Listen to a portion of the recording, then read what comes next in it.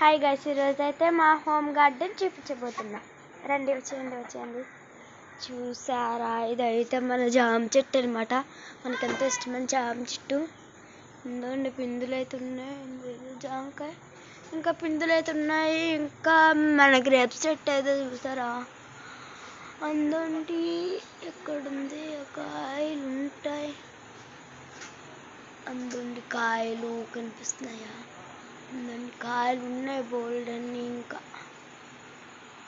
చూసారా, ఇంకేమున్నా అంటే మన హోమ్ గార్డెన్లో కప్పలు కూడా తిరుగుతున్నాయి. చూసారా కప్పలు. తర్వాత అయితే కోళ్ళు ఉన్నాయి. కోళ్ళు అయితే జుట్టు పెట్టేసినాయి, ఫ్లవరింగ్ స్టార్ట్ అవుతున్నాయి. ఇంకా ఇక్కడ చెరుకు ఉండేది కొట్టేసినారు, కాకపోతే అలోవెరా సమ్ ప్లాంట్స్ అలాక్డ్. తర్వాత ఇట్లా అలా తెలుసా ఉంటుంది. మనీ ప్లాంట్ చూసినారు అంత బాగా పెరిగేసిందో. తర్వాత తనకి దాల్చిన మన దగ్గర ఎలాగో పపాయ చెట్టు లేకుండా, హోమ్ గార్డెన్స్ అయితే అస్సలు పపాయ చెట్టు లేకుండా ఉండదు. చూసినారు కదా అన్ని పపాయాస్ ఉన్నాయో, కానీ వెద్దకి ముగ్గట్లు. అసలు ఏమైంది ఒకసారి చెప్పండి, అసలు ఏమైందో. చూడు సార్, అంత పెద్దగా ఉందో. ఇంకా తెలుగు గార్డెన్ చూపిస్తాను. నా గార్డెన్ అయితే some plants are liked this one and this one. ఒక్క తినేసా. అండ్ ఇది అని మీకు తెలిసిందే.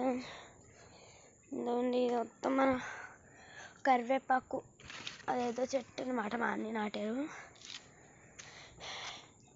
మిరపకాయ, దిస్ వన్ మనకు తెలిసిందే, వాటర్ యాపిల్.